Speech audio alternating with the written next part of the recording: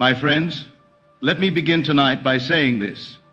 All of your striving, all of your anxious effort, all of your restless searching to make things happen is the very thing keeping your desires from manifesting.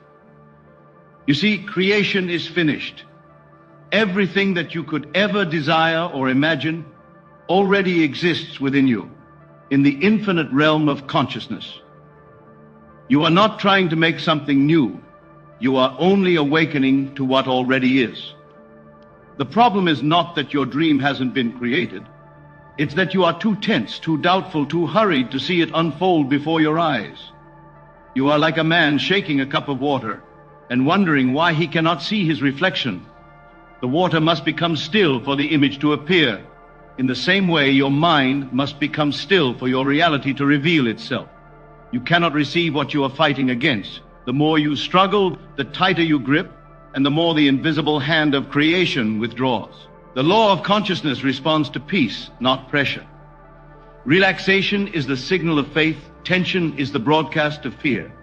Relaxation, my dear friends, is not laziness. It is not resignation. It is divine confidence. The quiet knowing that what you have imagined is already yours. When you relax, you step into faith.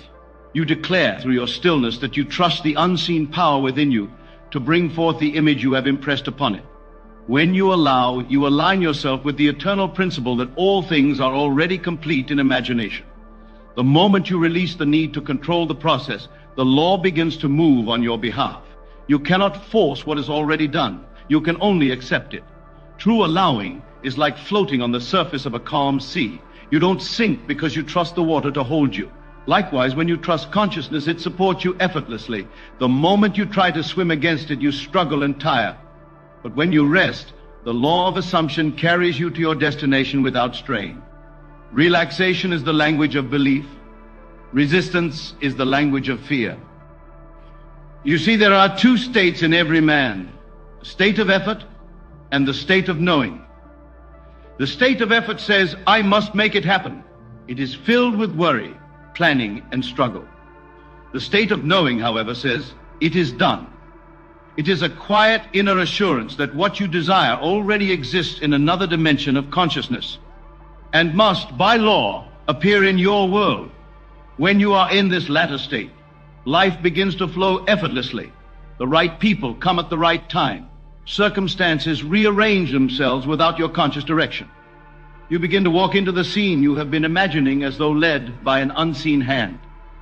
That is not coincidence, that is law, the divine law of assumption at work. Effort belongs to the outer man who believes himself separate from power. Knowing belongs to the inner man who has united with his desire in consciousness. One walks by sight, the other walks by faith. The first fears, the second rests. You are not here to make things happen. You are here to awaken to what is already happening within you. The outer world is only a mirror, reflecting the inner state you occupy. Everything you experience externally is but an echo of your inner feeling. When you persist in the state of peace, the mirror must eventually reflect peace. When you persist in the state of fulfillment, your world must eventually show you fulfillment. There is no exception to this law. You cannot plant a seed of thorns and expect roses to grow. Likewise, you cannot dwell in fear and expect joy to appear. The outer world never leads. It only follows. Therefore, the only real work is the inner work of assumption. If you wish to change the mirror, you do not polish the glass. You change the face that stands before it. Change your inner self. Most people live feeling life is a battlefield, and the mirror must obey. Pulling, competing, for the world is consciousness objectified, to be loved, to be secure. But that is not creation. That is fear disguised as action. True creation happens in the silence of your imagination, in that still, holy moment when you drop all resistance and simply feel the end result is real. That is where miracles are born. The world teaches you to hustle, but Spirit teaches you to rest in faith. The outer man builds by sweat and struggle. The inner man builds by imagination and feeling. When you sit quietly and inwardly experience your wish fulfilled, you are performing the highest form of action, divine action. For the creative power of God does not strain. It simply is. You will find that Once you stop fighting the current of life, things begin to align in ways beyond logic. Doors open without effort, paths clear without pushing. What once seemed impossible becomes inevitable. Let me give you a simple example. A man once came to me saying he wanted to manifest financial freedom. He was constantly working, struggling, doing affirmations every hour, but nothing changed. He believed his repetition was power, yet all it did was reinforce the feeling of lack. I told him, "You are like a man rowing upstream, believing the current will reward his effort. Stop rowing. Let the current carry you." At first, he could not understand. He equated stillness with laziness. But I asked him to try something different, to sit each night before sleep and simply feel himself already free, already abundant, already at ease. I said, feel as though you already have what you seek and let go of the need to force it. Within weeks of relaxing, of simply feeling wealthy without effort, unexpected opportunities came to him. People he hadn't spoken to in years offered him help. Projects appeared and money flowed easily. Not because he worked harder, but because he allowed the law to work for him.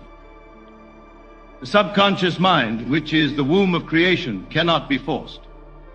It is impressionable only in a state of calm receptivity, the state between wakefulness and sleep, or what I often call the state akin to sleep. This state is not ordinary relaxation. It is sacred stillness, a holy hush where the conscious mind releases control and the subconscious becomes open to suggestion. When you are relaxed, the barriers of the conscious mind lower, and the subconscious accepts the feeling you impress upon it as truth. That is why I tell you, assume the feeling of the wish fulfilled. But to assume, you must first relax. You cannot impress an idea upon a mind that is rigid with worry. Only when you loosen the grip of doubt can the seed of your desire sink deep into the fertile soil of your subconscious. There, in that quiet place, the seed begins to grow unseen until it blossoms into visible form.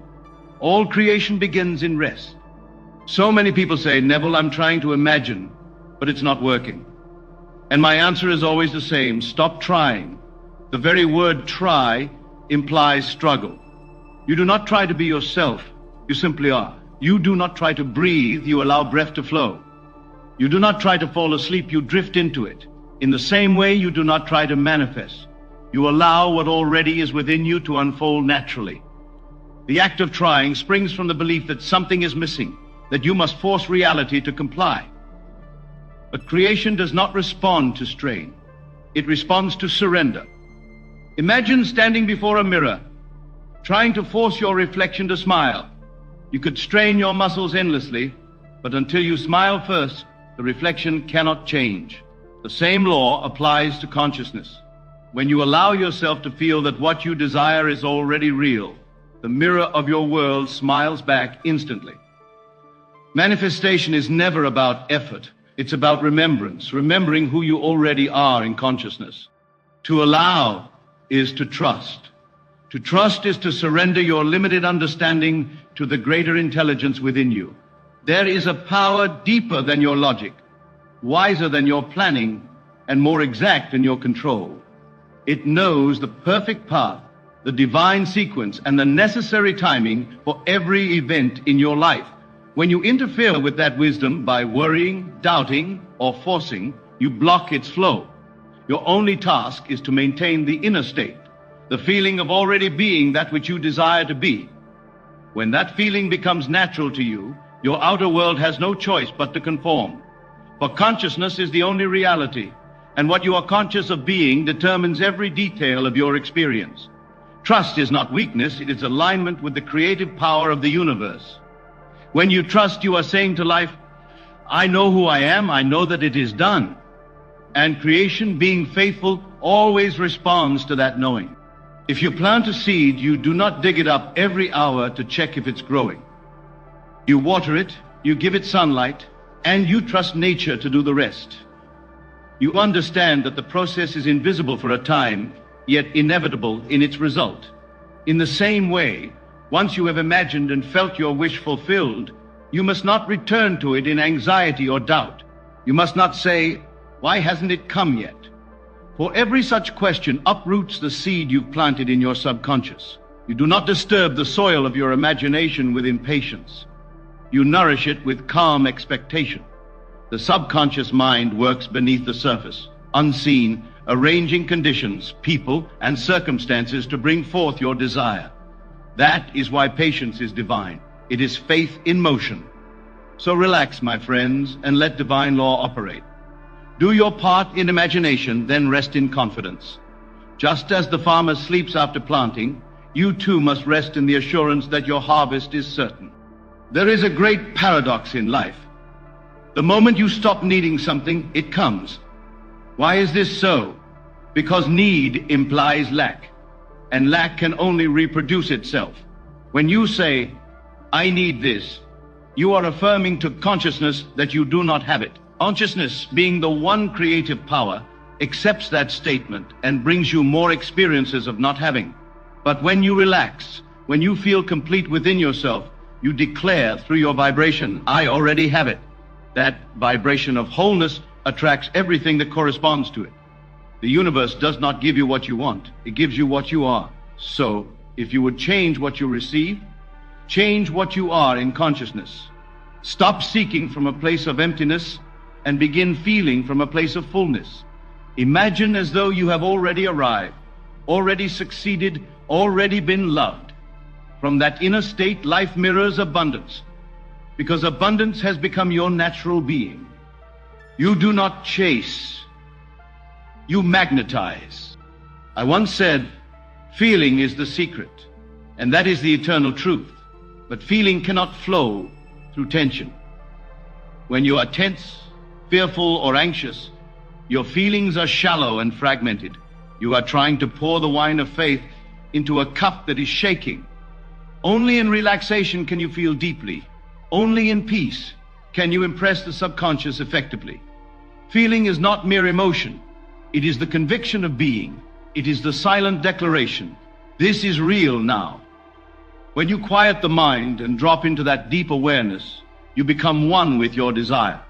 You breathe from it, think from it, and live from it. That is why I tell you to feel it real. Because to feel it real is to create. Yet to feel it real, you must first rest in it. You must become calm enough to experience its truth. The feeling of the wish fulfilled is not forced. It's discovered in stillness, where imagination and faith merge as one. Imagine a woman desires love, but is constantly afraid of being alone. Every night she worries, prays with desperation, and affirms with tension. She says all the right words, but feels all the wrong feelings. Her subconscious hears only the vibration of fear, and thus recreates more loneliness, more waiting, more lack. For the subconscious does not respond to words, it responds to the state from which the words arise. But if she relaxes, closes her eyes, and simply feels loved, not as a future hope, but as a present reality, the universe must mirror that state back to her. In a matter of days or weeks, she might meet someone by what she calls chance, but it will not be chance. It will be the law fulfilling its design. The moment she felt love real within herself, the outer world began to rearrange to reflect that inner truth. That is the magic of allowing. It is the invisible art of embodying the feeling before it appears. The art of living, then, is the art of relaxation. It is not passive. It is powerful. It is the ability to dwell in the end, to rest in the finished work of imagination. It is knowing that your imagination is the creative power of God, and that the still mind is the meeting place between you and the divine. When you quiet your mind, you are not doing nothing. You are doing the greatest work of all, communion with the infinite. When you rest in your desired state, you are praying in the truest sense. Prayer is not words, it is feeling the wish fulfilled. It is entering into the awareness of being already what you long to be. In that stillness, the boundaries between desire and fulfillment dissolve. You no longer seek, you are. That is why all great masters taught the power of rest, of Sabbath, of stillness. Because in rest, creation is completed. In silence, the universe listens and obeys. Many will ask, but Neville, how can I relax when I have bills, problems, and responsibilities? And my answer is always this: You cannot solve your problems at the same level of consciousness at which they were created.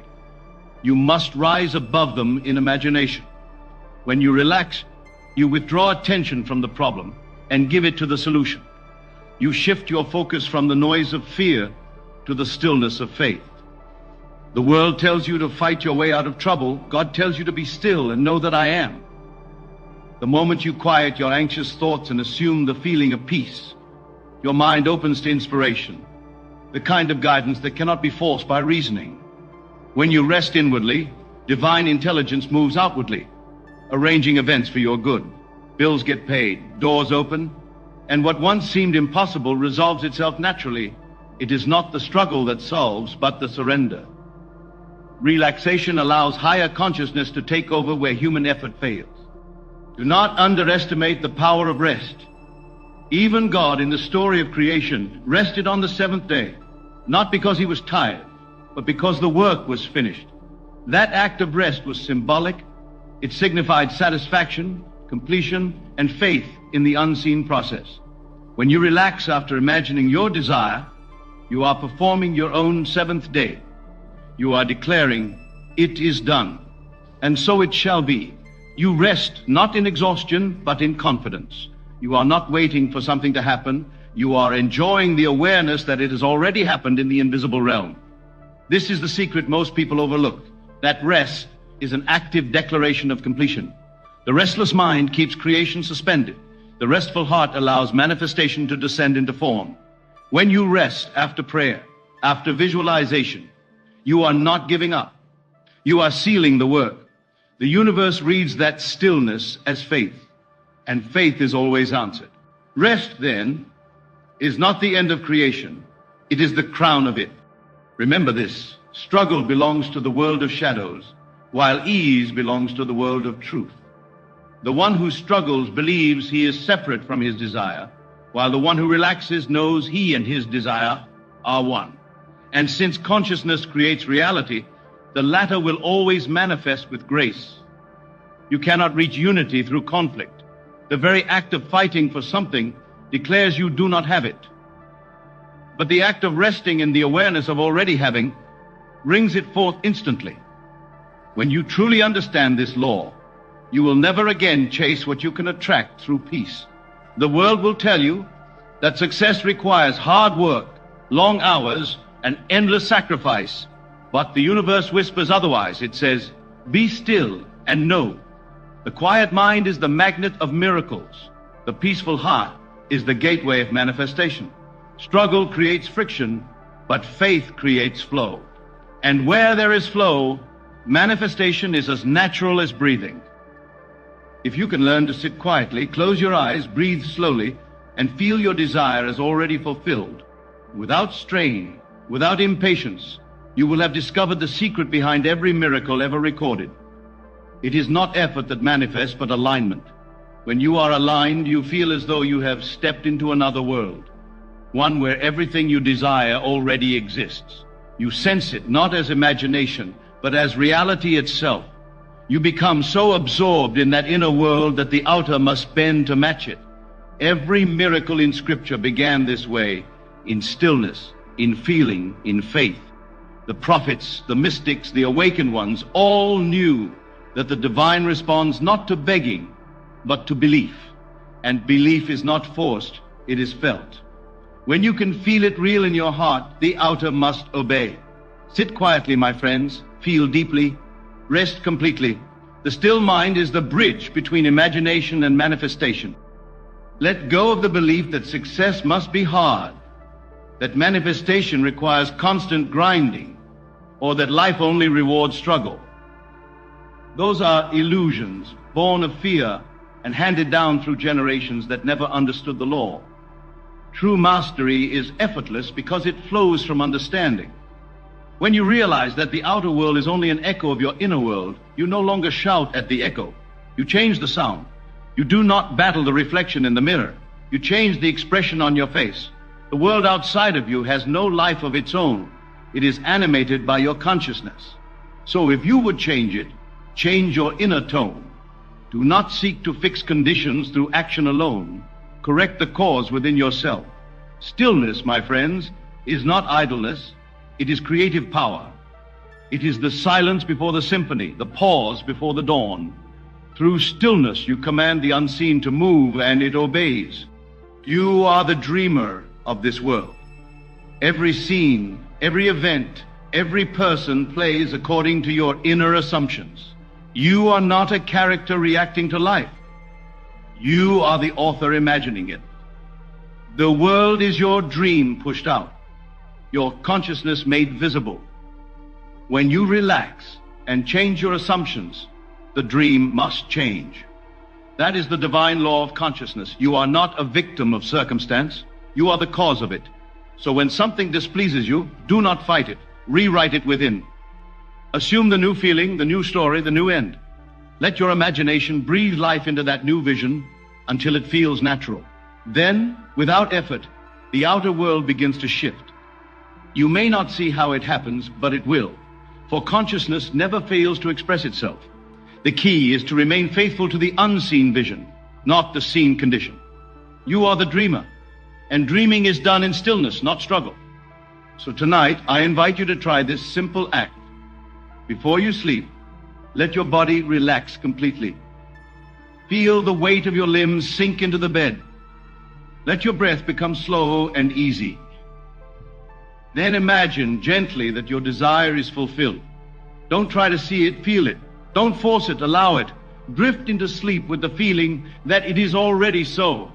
You may whisper softly to yourself, "It is done." That simple act performed in faith plants a seed in the subconscious that nothing in this world can prevent from growing. Sleep is the bridge between the conscious and the subconscious, and what you feel is true before sleep becomes the world you awaken to. So make your last thought before rest a thought of fulfillment. Let your heart rest in completion. Do not worry about tomorrow, for tomorrow will rise out of your state tonight. Fall asleep not as one who hopes, but as one who already is. My friends, life was never meant to be a struggle. It was meant to be a revelation, a gradual unfolding of your divine imagination. The magic happens not when you strive, but when you surrender. When you stop chasing and start allowing, you will realize that everything you were running after was already within you, waiting for your recognition. You are the power you've been seeking. You are the source of every blessing that appears in your life. When you live from that awareness, peace becomes your natural rhythm, and manifestation becomes as effortless as breathing. You no longer seek miracles. You become one. You begin to see that the outer world has always been following the song of your inner vibration. So relax, trust, allow. Know that the universe is never late, never wrong, and never against you. It is responding faithfully to your inner state. Change that state, and the whole world will rearrange itself to reveal the beauty that was already yours from the beginning.